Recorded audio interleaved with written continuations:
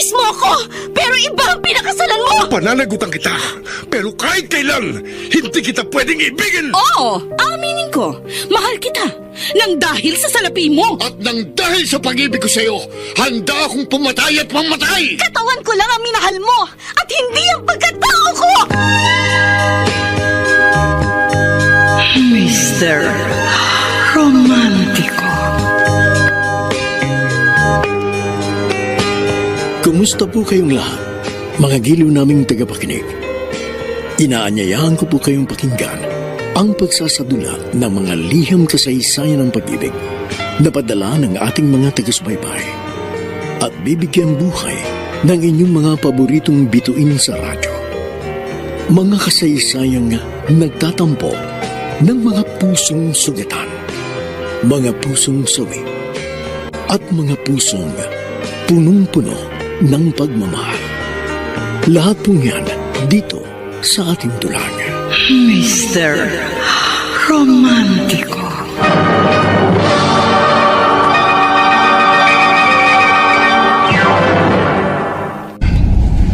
Nakita niyo palang anak ng mag-asawang Belen at Bernard. Oo, Monching. At gusto ko siyang matulungan. Dahil minsan ko nang pinagdaanan ng ganong sitwasyon. Malaki naman siguro ang pag-asang gumaling siya. Napakalaki. Kaya gagawin ko ang lahat para siya ay masuportahan. Dahil pamangkin ko siya. Sa kabila ng masamang ginawa sa inyo ng kanyang ama na si Bernard, handa ka pa rin tumulong. Monching, hindi dapat pinaiiral ang paghihiganti sa kapwa. Kung kinakailangan gawan mo ng kabutihan ng taong nakasakit sa iyo, gawin mo. Dahil yan ang nais mangyari ng Panginoon. Hindi na ako magtataka, bossing, kung bakit inuulan ka ng mga biyaya dahil sa prinsipyo mong yan. Monching, masaya ko ngayong araw.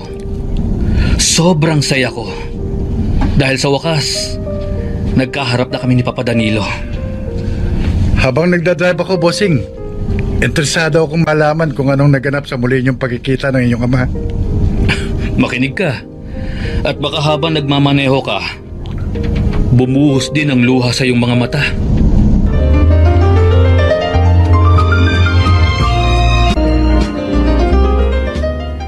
Tama ka sa mga sinabi mo, Belen. Sa pagkakalarawan mo sa akin ng iyong amo, maski hindi ko pa siya nakakaharap, naniniwala akong super bait nga siya. At napatunayan din po ninyo. Oo nga. Ang ipinagtataka ko lamang, at nang magkakwentuhan sila ng Papa Danilo mo, napansin ko, para bang maluha-luha siya. Mama Yoli, sadyang ang mga mababait na tao, mababaw po talaga ang luha. Madaling madala sa mga malungkot na kwento. Maaring ganun na nga. Pero ang pinaka-importante ay ang sinabi niya sa yung tutulungan ng aking apong si Gabi. May tiwala po ako sa kanya. At naniniwala akong gagawin niya po yun. Nangako siyang hindi niya pababayaan ng anak ko. Bakit kaya ganun na lang ang interest niyang matulungan si Gabi? Dahil po, sa natural na sa boss ko ang pagiging mabait at matulungin.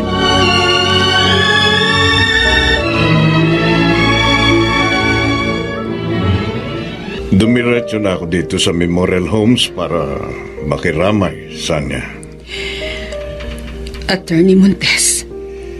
Isa sa kabilin-bilinan sa akin ni Antonio ay ang close supervision sa anumang mangyayari sa mama mo. Na-ospital siya. Na-ICU. Hanggang sa mamatay. Kaya nga, inasikaso ko ang hospital bills, ang payment sa doctor at mga gamot ng iyong mama. Attorney. Alam na rin ni Antonio ang sinapit ng iyong mama. Kaya nais niyang iparating ang kanyang pakikiramay. Siya rin ang nag-utos sa akin bayaran ng memorial homes na ito hanggang sa mailibing ang mama mo. Attorney,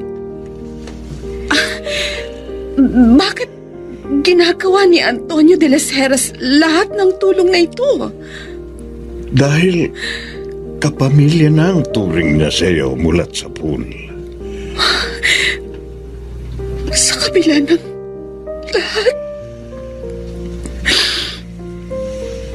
Nakukonsensya tuloy ako sa mga nagawa kong pagkakamali sa iyong amo. Batid ni Antonio, nadapandapa ka ngayon, Sanya. Kung kaya nagpagawa siya ng tseke na nais niyang ipaabot sa iyo upang makapagsimula kang bumangon. Ito ang tsekeng nagkakahalaga ng 100 million pesos to start a new life. Oh my God!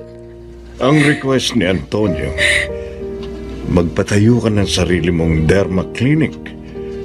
At kung kulang pa ang budget na yan, nakahanda siyang suportahan ka at magpapadala siya ng karagdagang puhunan para makabalik ka sa dati. Oh my God! Ngayon lang ako ganap na natauhan. Napakabuting nilalang ni Antonio de las Heras. Now I know. Hindi nagkamali si Tita Guada sa pag-ampon sa kanya at gawin siyang tagapagmana. Good, Atty. Montes. Basta huwag mong pababayaan dyan sa Manila si Sanya. Nakalibing na ang mama niya. Naayos ko na ang lahat ng mga dapat bayaran. Salamat. Naiabot ko na rin ang 100 million check sa kanya para makapagsimula muli. At halos hindi siya makapaniwala sa lahat ng kabutihang ginagawa mo sa kanya pagkatapos ng mga pangyayari. Keep on supporting her. Kailangan niya yan. Subaybayan mo ring mabuti ang gagawin niyang pagpapatayo ng sarili niyang derm clinic. Sure. Basta ikaw, boss. You're the best. Kung kailangan niya ng karagdagang pondo, narito lang ako at handa ko siyang padalhan anytime. Gusto ko makabawi si Sanya at makatayo muli sa sarili niyang paa. I want her to be successful. Naging part din siya ng buhay namin ni Mama Guada. Kaya hindi ko siya maaaring pabayaan.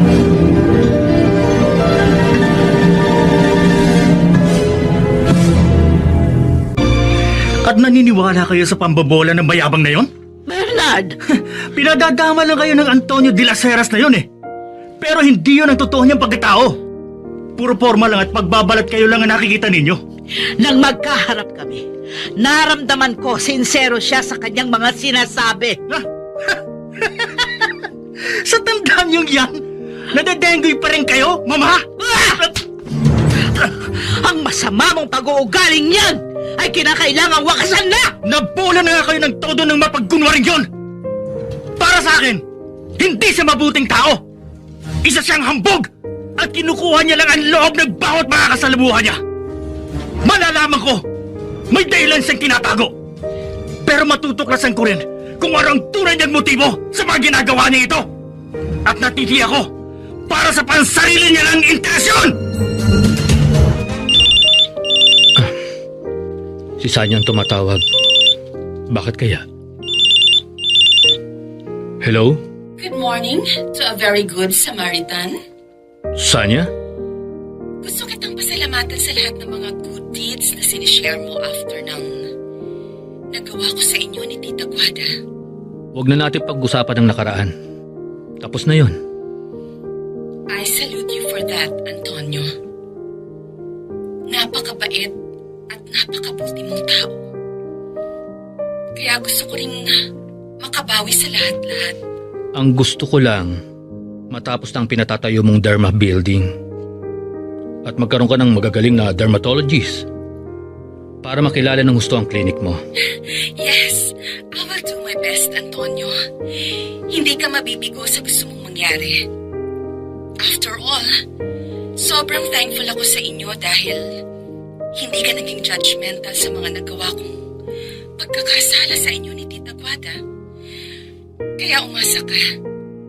Sisikapin kong maging successful dahil gusto kong matupad ang pangarap mo para sa akin. And I want you to be proud of me someday. Good. Magkakasama tayo sa iisang layunin. Tumulong. Gamutin ang mga nangangailangan na hindi kayang tustusan ng mga medisina para sa kanila dahil sa kakapusan ng pera. God will always reward your kindness. You are so blessed. To God be the glory.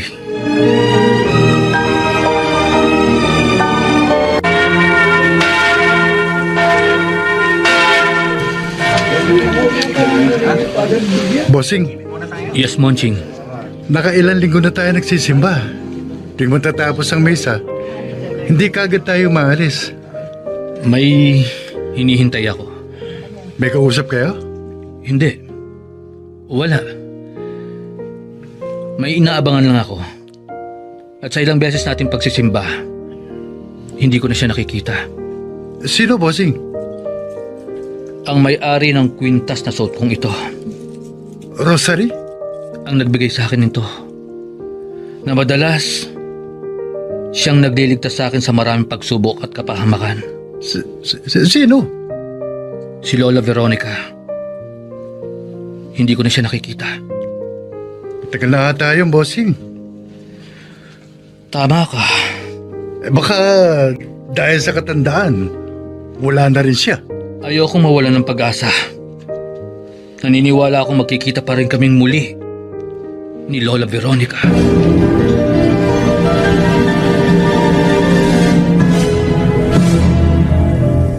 Nasaan na bang unggoy na yun? Nagkukulong lagi sa lungga niya.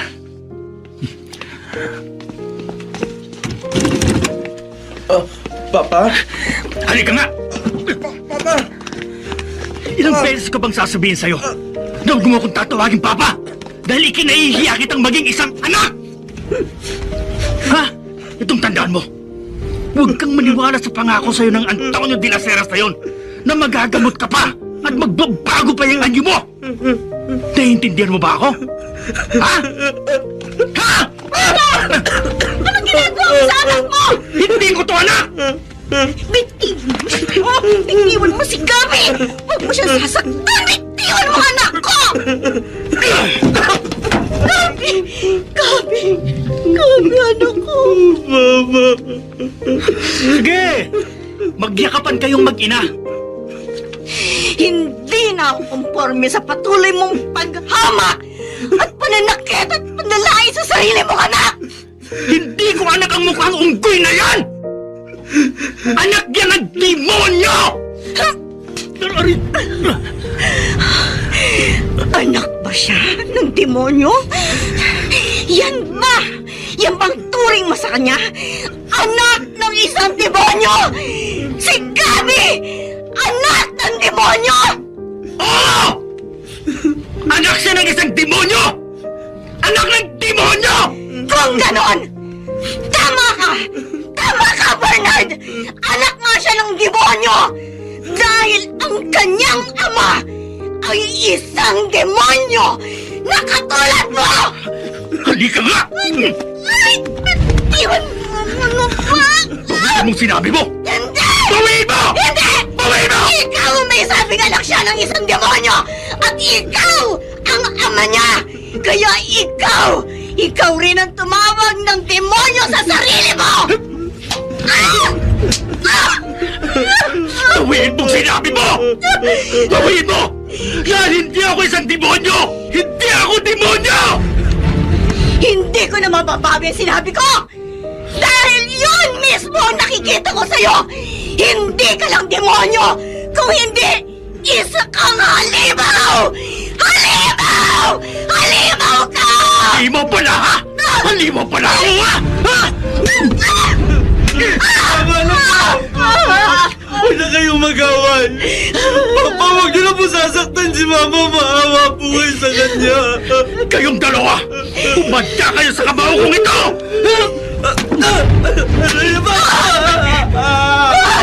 Ba't mo ito may sinabi? Ako na lang ang saktan mo! Ako na lang! Kayong dalawa! Kayong dalawa!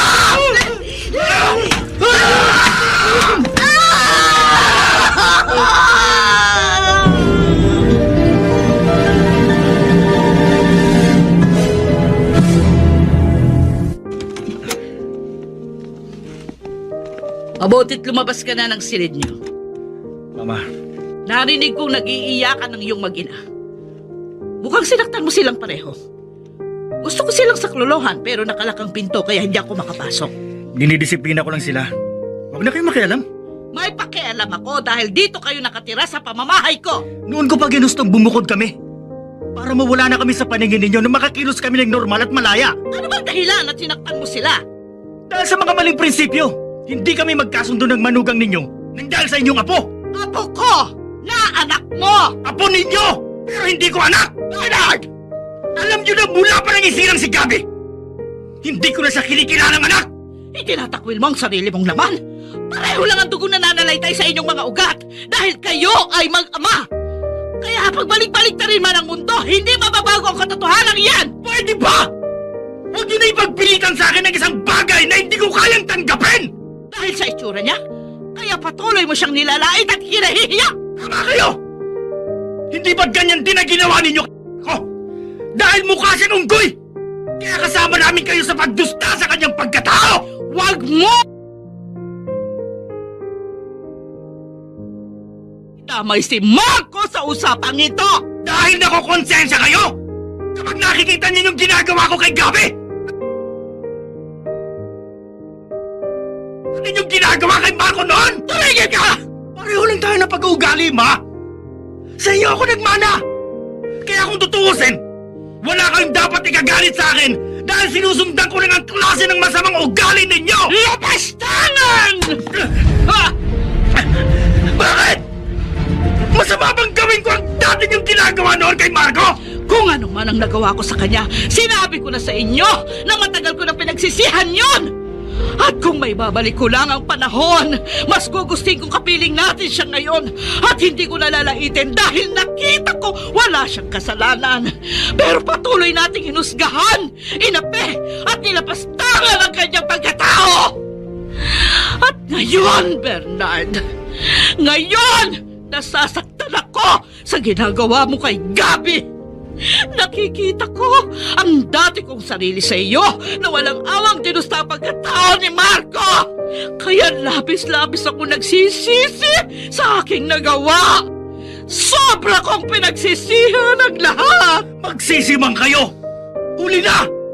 Wala na si Marco! Patay na! At hindi niya na maririnig ang lahat ng pagsisisi ninyo! Pero ang anak mong si Gabi, buhay pa! Buhay na buhay! Kaya habang maaga, matauhan ka na. Huwag mo nang hintayin maging huli ang iyong pagsisisi. Dahil anak mo ang iyong hinahatulan, itinatakwil, at pinagkakaitan ng pagmamahal!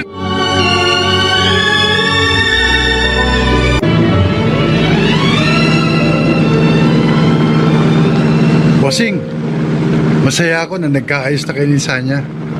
Ako man, Monching. Sino mag-aakala na sa pagiging mataray, mapagmataas, nagawa niyang magpakumbaba? Ganun talaga ang isang tao. Huwag nating uusgahan ng basta-basta. Dahil magkaminsan, sa kabila ng nagawa niyang masama, may nakatago pa ring pagpapakumbaba at isang malambot na puso.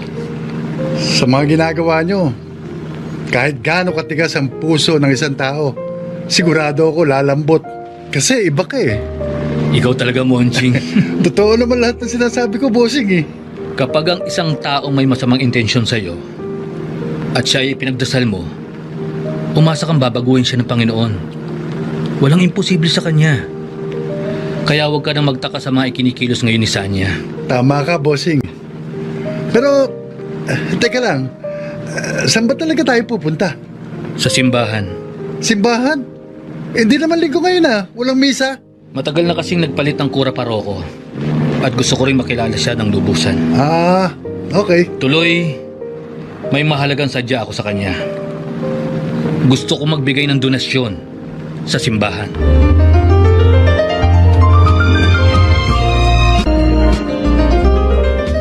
Mama Yoli, sorry po. Kung hanggang ngayon patuloy ang hindi magandang pakikitungo ni Bernard sa apo ninyo. Gusto ko siyang magbago ng Milen. Nakakaawa na si Gabi. Tama po kayo. Umaasa pa rin ako na darating ang sandaling magigising siya sa katotohanan. Hintayin natin yon.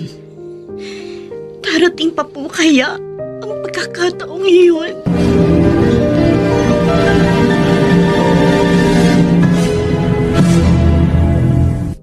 Good morning po, Father Diaz. Good morning din. Ano po ba ang may paglilingkod ko sa inyo? Yamang wala namang misa. Opo, hindi naman po kasi linggo eh. Pero may pinabibigay lang po sa inyo yung amo ko. Ano? Heto po, Cheque? po niya sa simbahan.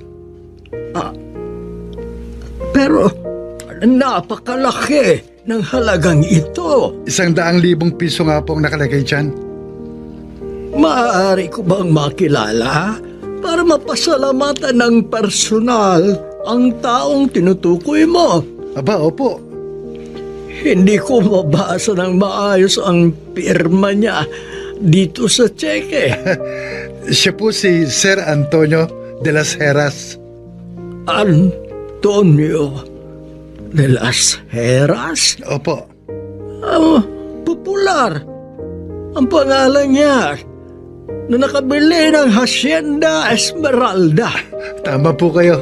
Mukhang binusog siya ng biyaya ng Panginoon, kaya handa rin siyang ibalik ang ibang blessings na galing sa Diyos.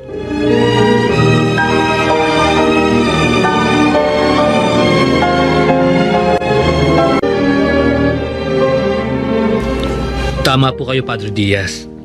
Hindi po ako pinabayaan ng Diyos. Kaya heto, handa rin po akong tumulong sa kanyang tahanan. Napakalaking bagay ang donasyon na ipinagkaloob mo, Sir Antonio de las Heras. Magagamit po yan sa kung anumang nais niyong iparepair para sa ikagaganda ng simbahan. Umasa kang hindi mabibigo sa iyong magandang adhikain. Siya nga po pala, Padre Diaz. Kung inyo pong mamarapatin, may nais lang po sana akong itanong. Ikalulugod ko makatulong sa kahit papaanong paraan para sa isang may mabuting pusong kagaya mo. Matagal na po ba kayong kura paroko dito?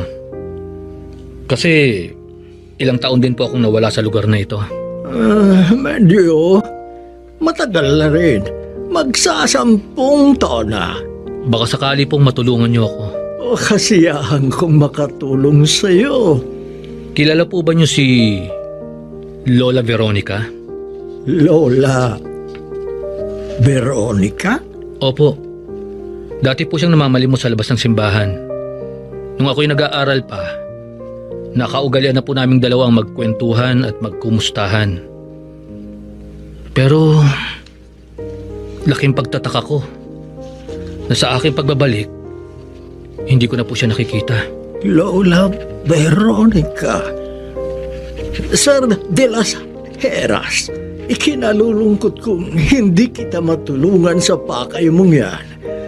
Wala naman kasi akong kilalang Lola Veronica. Teka, sandali lamang. Bakit po? Ang pamangking kong si Fabian at ang asawa niyang si Perla ay may inaalagang isang matanda sa kanila. Kaso pati sila hindi rin nila kilala dahil mukhang ulyani na nga.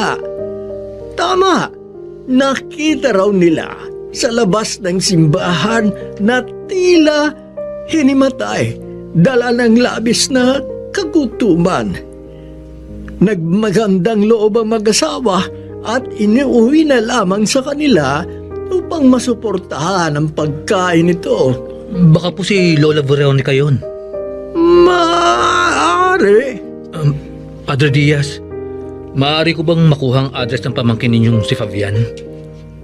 Gusto mo bang samahan ko na kayo? Huwag na po. Maraming salamat. Lalo pat hindi pa po tayo nakatitiyak kung ang matandang tinutukoy nyo ay si Lola Veronica.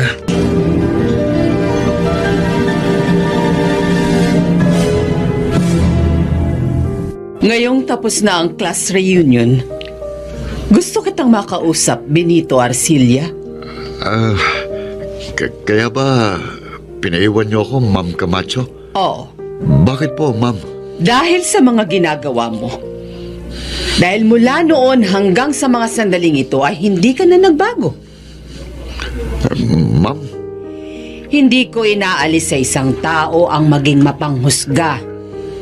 Dahil ang ilan sa kanila ay sadyang walang sariling bait. Subalit ang patuloy mong laitin si Marco Garay, sa kabila ng marami ng taon ang nagdaan, ay hindi ko maintindihan. Ngayon tatanungin kita, ano bang nagawang masama sa'yo ni Marco Garay? Hindi ka na nagbago. Noong high school kayo, nag-aanyaya ka pa ng ilang kaklase mo para lang samahan ka sa pambubuli kay Marco. Binabato ninyo siya ng kung ano-ano, na parang hindi tao ang turing ninyo sa kanya. Pasensya na, Ma'am Camacho. Ganon talaga ang tingin namin sa kanya eh.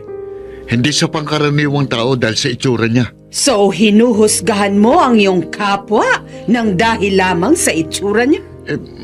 Ma'am, Ano kaya kung ikaw ang naging si Marco Garay?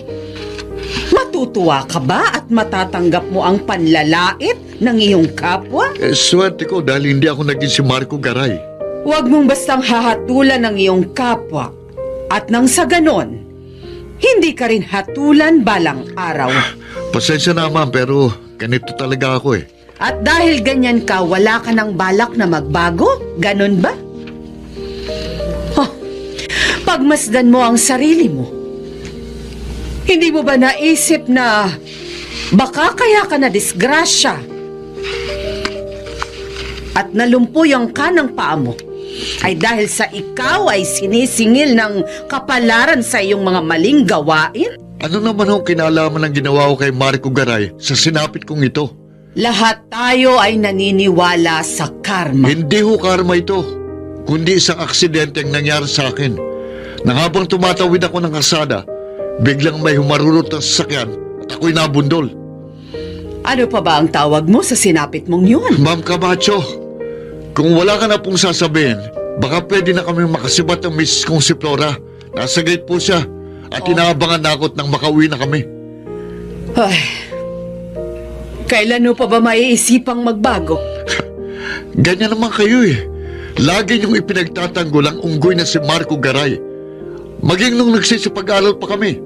At hindi ko nga alam kung bakit ganun lalang ang sobra niyong pagmamalasakit sa kanya. Gayong kung tutuusin, hindi niyo naman siya kamag-anak o kung ano-ano. Ito, hindi kinakailangang magkaroon ka ng koneksyon sa taong pinagmamalasakitan mo. Dahil yun ay isang mabuting adik. Bahala ho kayo kung ano man ang panuntunan niyo sa buhay. Nire-respeto ko yun. Kaya pakiusap. Kung pwede, igalang din ninyong prinsipyo ko. Para sa ganon, magkasundo-sundo tayo. Concerned din ako sa iyo, Benito Arcilla. Kaya nga ginagawa ko ito. Dahil ayokong dumating ang sandaling pagsisihan mo lahat ng ginagawa mo kay Marco Garay. Pagsisihan? Nagpapatawa naman kayo, Ma'am eh. Sa tingin ko, wala naman akong dapat pagsisihan. Dahil alam na alam ko naman ang aking ginagawa. Ay, ikaw ang bahala. Alalahanin mong bilog ang mundo. Minsan, nasa ibabaw ka. Pero minsan naman, ikaw ay nasa ilalim. Kung nasa ibabaw man po ako ngayon, ayoko nang mapunta sa ilalim. Sige po, Ma'am. At baka naiinip na sa kahihintay sa akin si Flora. Sige, sige. At pasensya ka na din kung medyo naabala ko ang pag-uwi ninyo. Okay lang, basta't ikaw, Ma'am Camacho. Good night.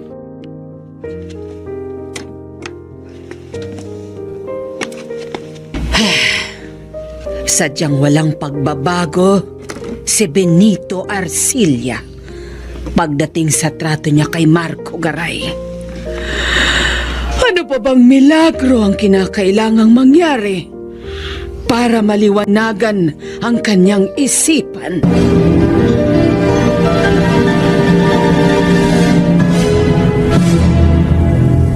Bossing, mukhang hindi ka makatulog.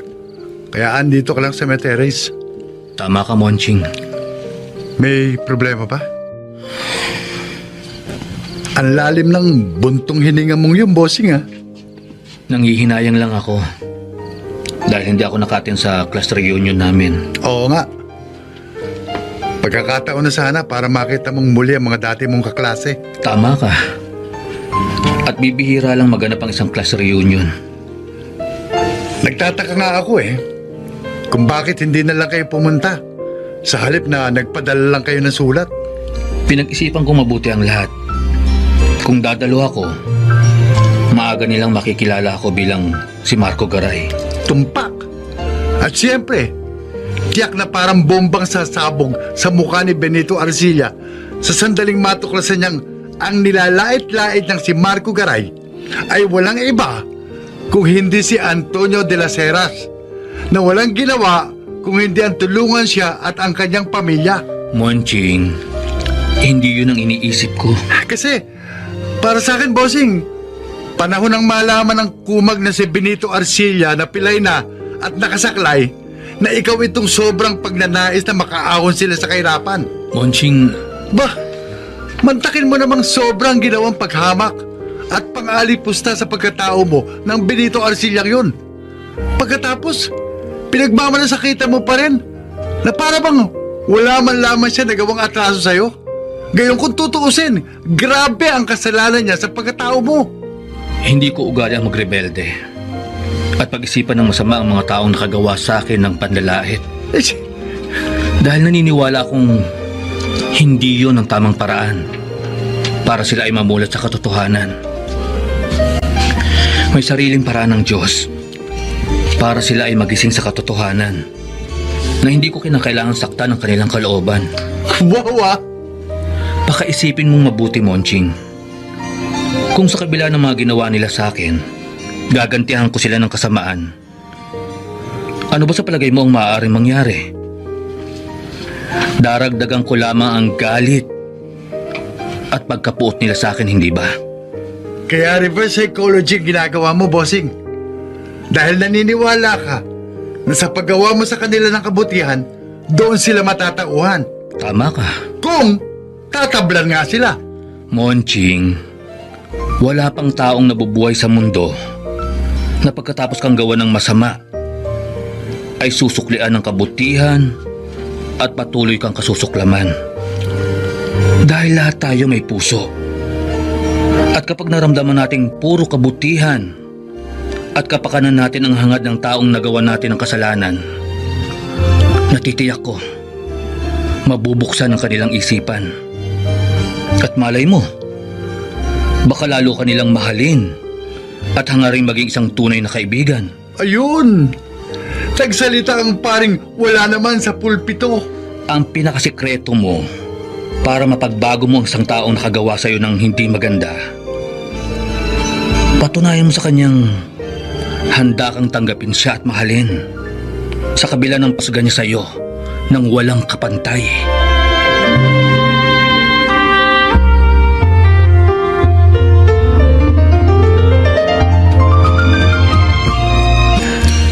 How's your patient, Sonia? Are you referring to the young boy na pamangkin ni Elaine? Yes. We are doing our best, Attorney Montes. Malaki ang paniniwala kung mabilis siyang gagaling dito dahil nakasuporta sa kanya ang Antonio de las Heras Group of Dermatologists para sa magandang intensyong mapagaling ang bata. Of course. Kung ikukumpara ang naging sakit niya kay Marco Garay, mas grabe pa nga yun. Dahil ang tumama lamang sa bata ay tinatawag na giant congenital melasonitic nevus. Whereas kay Marco Garay, aka Antonio de las Heras, ay werewolf syndrome na sadyang hamon talaga sa mga dermatologist. Exactly. Mapapabilis ang paggamot kay Gabi. Oh yes, Attorney. I assure you that. Kumukuha lang ako ng update Dahil kailangan kong mag-report kay Antonio tungkol sa kalagayan ni Gabi. Please tell him not to worry so much. Dahil mas madaling gamutin ang kay Gabi kaysa sa naging sakit niya sa balat noon. I know. I already knew Antonio as Marco Garay. At sobra talaga siyang pinagtuunan ng pansin ni Ma'am Guada para lang mabago ang kanyang anyo. At hindi nabigo si Tita Guada. Yes. It was a very great challenge for her. Look at Antonio de las Heras now. Ganon din ang gagawin natin sa pamangkin niyang si Gabi Garay. Gagamutin natin siya at pagagalingin hanggang sa gumaling at maramdaman ng bata na normal siyang tao at hindi dapat nahihiya kanino man. Lalong-lalo na sa kanyang malupit na amang si Bernard Garay.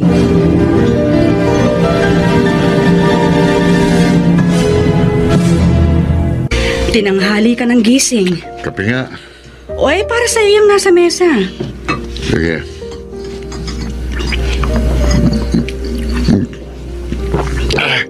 Para naman kulang sa asukal to. Benito, wag ka nang baka sobra nga sa asukal. Abay, matatanda na tayo. Madali na tayo magkakasakit ng diabetes. Ikaw naman masyado kang matatakotin sa mga sakit. Natural na yon kung magkakasakit tayo. Hanggat maiiwasan natin ang karamdaman, mas mabuti na yun. Dahil bawal lang magkasakit. Mahal ang mga gamot at ang pagpapadoktor. Oh, sige na, sige na. Ayoko makipagtalo sa'yo dahil siguradong hindi ka magpapatalo. Gaya-gaya lang naman ako sa iyo eh. Nakita mo na naman, ako na naman binalingan mo. Hoy, totoo naman ang sinasabi ko, Benito. Bakit? Nakipagtalo ka ba kay Ma'am Camacho kagabi? Kailangan natin pag-usapan yun. Oh, halatang apektado ka eh. Ano? Hindi ka nakatulog ng maayos. Ay ano? Halata sa mga mata Ay naku, mo. Flora, pwede ba? Wag na wag mo sirain ang araw ko. Tao po. Oh, ano yun? Magandang umaga po. O may tao yata. Pagandaan muna ng almusal ang mga bata. At ako na lalabas. O sige.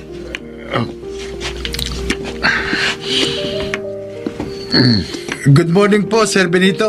Aba, ikaw yung driver ni Sir Antonio de las Heras, di ba? Opo. Teka, magpapatimpla ako ng kape mo. Ay, naku, wag na po. Tapos na po ako.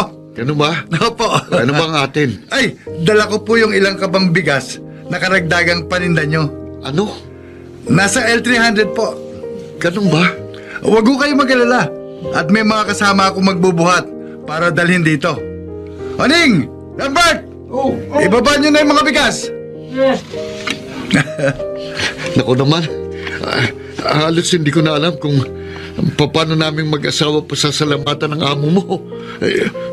Sobrang tulong na itong ginagawa niya sa pamilya ko.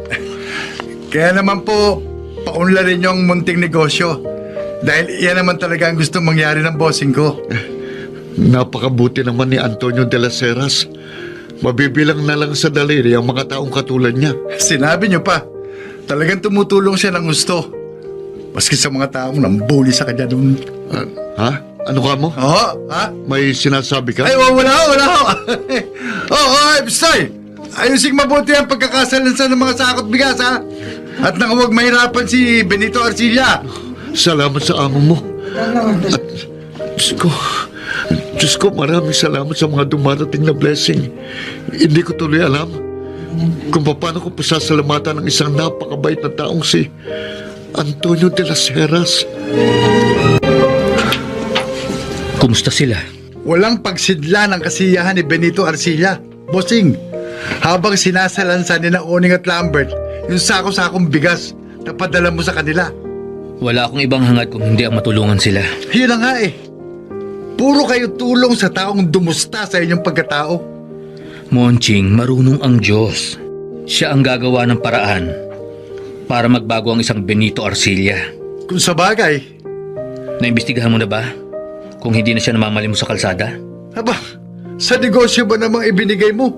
Maiisipan pa ng Benito Arcillang yun ang mamalimos? Kung sa bagay, sa maraming beses sa ating paglabas, hindi na nga natin siya nakikita sa kalsada. Sa tingin ko, bossing, umuunlad ang kanilang munting negosyo. Mabuti naman kung ganun.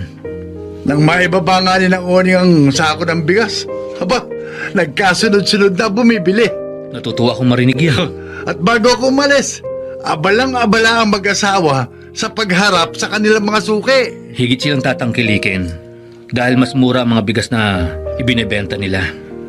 Siyempre, yun ang kabilin-bilinan mo eh. Kaya sinabi ko sa kanila na huwag silang magtataas ng presyo para masanay ang mga namimili sa kanila. Tulong na rin yan sa mga mahihirap nilang suki na wala din naman kakayahang bumili ng mataas na presyo ng bigas. Yun na nga eh. Tinutulungan mo na si Benito Arcilla. Pero nakakatulong ka pa rin sa mga maralita. Yun naman talaga ang ating layunin, ang makatulong. Tama. Kaya nga hanggat maaari, ang ibang nagtitinda ng bigas ay huwag namang pagsamantalahan ng mga mahihirap. Ibigay sa kanila ang tamang presyo para hindi naman nahihirapan ng mga ito sa pang-araw-araw nilang kabuhayan. Alam mo, bossing, lagi itong pumapasok sa utak ko. Ano yun? Ano kaya magiging reaksyon ni Benito Arcilla sa sandaling malaman niya na ang tumutulong sa kanya ay si Marco Garay?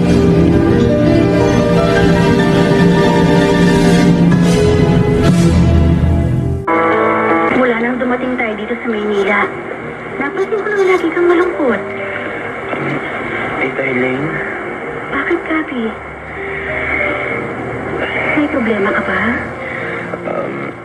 Nakikita ko po ang pagsisikap ni Ma'am Sanya na gamatin ako. Tama. Nagtutulong-tulong ang Sanis Derma, pati na rin ang Antonio de las Heras Group of Derma. Kaya hindi ka dapat masiraan ng loob. Wala po kong ibang laging ipinagdarasal. Kundi mawala na po ang mga tumubong ito sa balat ko. Sa katawan ko. Mareremedyohan yan dito. Magtiwala ka ng pamangkin ko. Gusto ko na pong gumaling. Dahil gusto ko rin pong mapatunayan kay Papa na magbabago pa ang anyong ko.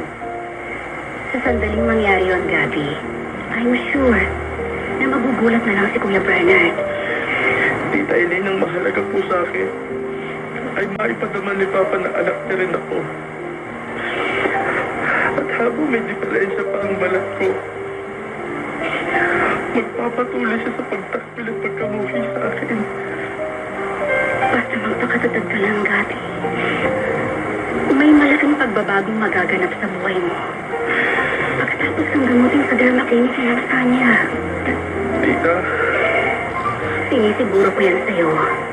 Dahil marami na rin namang may mga sakit sa balat na nagamot ng isang mahusay na dermatologist na si Ma'am Sanya. Kaya tiwala lang. Naniniwala naman po ako.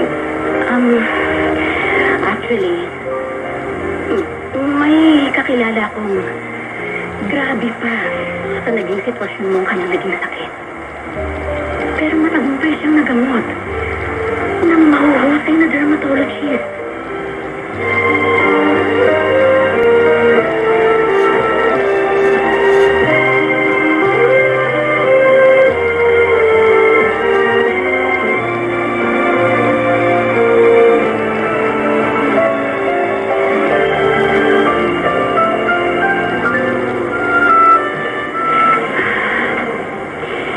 Hindi ko pa masabi kay Gabi na ang tinutukoy ko ay walang iba kung hindi ang Tito Marco Garay niya. Dahil wala pa siyang alam sa mga bagay nito. At baka magulat pa siya kapag nalamang si Marco Garay ay kumpletong nagkaroon ng transformasyon nang maging isa ng Antonio de las Heras. Ganun din naman ang mangyayari kay Gabi. Lilinis ang katawan niya at magkakaroon ng malaking pagbabago sa kanyang anyo.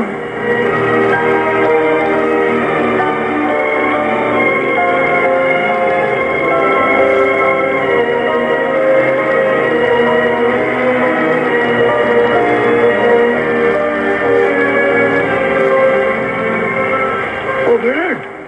Ay, ata ang misis mo. Absent? Absent? Bakit? Sinumpong yun. Ha? Anong nangyari? Nag-away kami kahapon, kaya tinamad nang pumasok. Buti na lang at hindi siya nasisira ng amo niya sa kanilang departamento. Eh, pag tinanggal siya, di bahala na sa buhay niya. Ano ba naman kasi yan? Wala nang tigil ang pag-aaway niyo. Kung mo sabihin, sumpulan na ba sa anak mo si Gabi? Wala nang iba. Ha? Mantakin mo naman, pare. Umaasa pang gagaling si Gabi kaya pinadala sa kapatid kong si LA doon sa Maynila. Malay mo naman. Kaya lang pag-asa yun. Ayaw lang nilang maniwala sa akin. Sing, may patideliver na naman ba kayo ni Sir Antonio ng mga bigas? Hindi. O ano bang ipagagawa mo sa akin? Napadaan ako sa lugar niyo ni Bernard kanina. At sila naulindigan ko. Oh, absent si Miguel. Dahil tinamad pumasok. Kasi nga, nag-aaway na naman ang mag-asawa. Ganun na nga. At ang madalas nila pinag-aawayan ay ang tungkol sa kanilang anak na si Gabi. Natumbok mo, Oning. Kasi sa palagay ni Bernard, wala nang pag-asa pang gumaling ang anak niya. Gano'n na ba siya kakritikal sa anak niya? Na imbis bigyan niya ng pag-asa, dinidiscourage pa niya?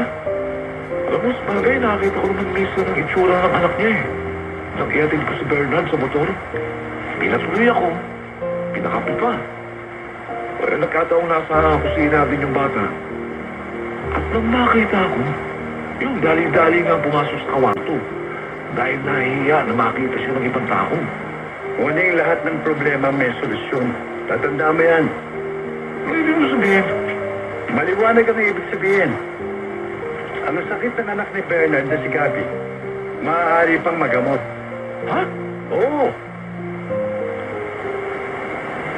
Pero, sa nasaksiyan ko sa bata, parang malabo na eh. May mas grabe pa ang naging sitwasyon kaysa kay Gabi. Pero gumaling siya. Sino? Kilala ba namin? Balang araw, makikilala niyo rin siya.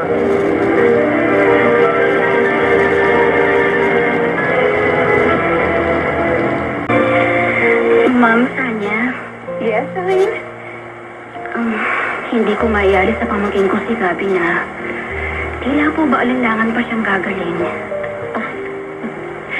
Expected na yan sa mga katulad niyong ginagamot. Kasi nga, hindi pa nila nakikita ang result. Kung sa bagay po. Pero nagsimula na tayong alisin ang ibang mga tumubo sa katawan niya. Oo nga po. Hindi nga lang yun ganun kadali. Dahil maraming balat niya ang apektado. At iisa-isayin nating mawala yun. Lagi naman po ako nakasuporta sa aking pamangkin. Dapat lang. Palakasin mo ang kanyang loob, Elaine.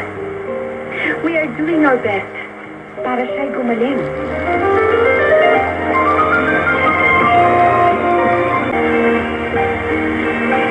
Malamang, hindi pa sila maniniwala sa'yo, Monjing. Kahit sabihin mong ako ang iyong tinutukoy. Ganun na nga, bossing. Kami nabuti ko na lang na ilihim yun kay Oning. Kasi, makakumalat pa chismis. Lalong hindi rin paniniwalaan ni Bernard. Judgmental sa'yo tao yun eh. Tanggap ko naman yun eh. Dahil kahit nung mga bata pa kami, ganun na siya lagi sa akin. Masaya siyang makitang inaapi ako kapag pinagmamalupitan ako ni Mama Yoli. Eh, ano naman kaya gagawin ng Mama Yoli mo? Sandaling matuklasan na ang taong nirerespeto niyang si Antonio de la Sera ay walang iba kung hindi ang madalas niyang masaktan na si Marco Garay. Tulad ng sinabi ko sa iyo, wala sa puso ko ang magigante. Kaya madali ko naman siyang mapapatawad sa mga nagawa niya sa akin noon. Ang tanging mahalaga ngayon, madadalaw ko na palagi si Papa. Malaya ko nang nakikita ang aking ama. Pero bossing, dapat ihanda mo na rin ang iyong sarili kapag nagkagustuhan na. Wala akong dapat paghandaan sa pamilya ko, Monching. Bossing? Dahil kahit ano man ang mangyari, karamay ko sila. At lagi akong handang sila ay pagsilbihan at mahalin. Ang laki ng kinita natin sa araw na ito, Benito. Napansin ko nga. O paano? Dito na sa atin nagtatakbuhan ang mga bumibili ng bigas. Dahil mura lang ang benta natin. Paano ka ba naman makakaisip na taasan ang presyo ng bigas? Nabigay lang naman ang isang mapagkawang gawa. Oo nga. Kaya sumusunod naman tayo sa kabiling-bili ng huwag pahirapan ng mga mamimili ng bigas. At dapat ibag sa presyo lang. Kaya kita mo naman kanina, haba ng pila. Ngayon nga lang tayo nakapagpahinga. Kasi nga, gabi na. Ay, naku, Benito. Naku. Hulog ng langit sa atin ng isang Antonio de las Heras. Napakabuti niyang tao. Kaya ngayon pa lang, nag-iisip na rin ako ng paraan kung paano natin masusuklian lahat ng kanyang kabutihan. Totoo? Well, siyempre naman. Kaya isang araw, magpapasama ako sa'yo para dalawin siya sa Hacienda Esmeralda.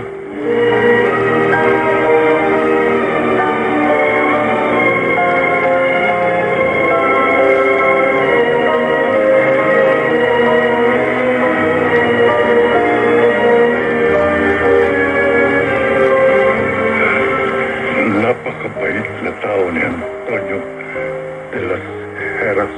Sinabi mo pa, Danilo. Iyan nga ang hindi ko maintindihan kung bakit ang anak nating si Bernard sobrang naiinis sa taong mabait at nagmamalasakit sa pamilya Garay. Hindi ka na nasanay sa pag-uugali ng anak mo. Ay nako, kahit ano pang paliwanag ang gawin ko para lamang magbago ang pagkakakilala niya kay Sir Antonio, ay wala pa rin yung nangyari. Bakit kaya siya galit sa taong mabait? Yun na nga, nakakahiya tuloy para kay Sir Antonio. Dahil lahat na lang ay ginagawa ito para matulungan tayo. O nakikita mo naman pagdating sa kabuhayan, hindi na tayo ganap na nahihirapan. Nalalaman nating sapat-sapat lamang ang sweldo ni Bernard at Billy sa Hacienda Esmeralda. Kaya napakalaking tulong na inaabutan niya tayo ng mga delata at kung ano-ano pa. At alam mo ba, Yoli? Mula nang dumating ang Antonio de las Heras na yan, para bang ang sigla-sigla ko lagi sa tuwing dadalawin niya ako. Oo, alam ko yan. Nauobserbahan ko. Bakit pa ganun? Sobrang magaan ang loob ko sa tao yun. Hindi lang naman ikaw, Danilo. Maging ako. Yan din ang nararamdaman. Bakit ka kaya? Ewan, wala naman akong makitang paliwanag. Kamag-anak ba natin ang isang Antonio de las Heras?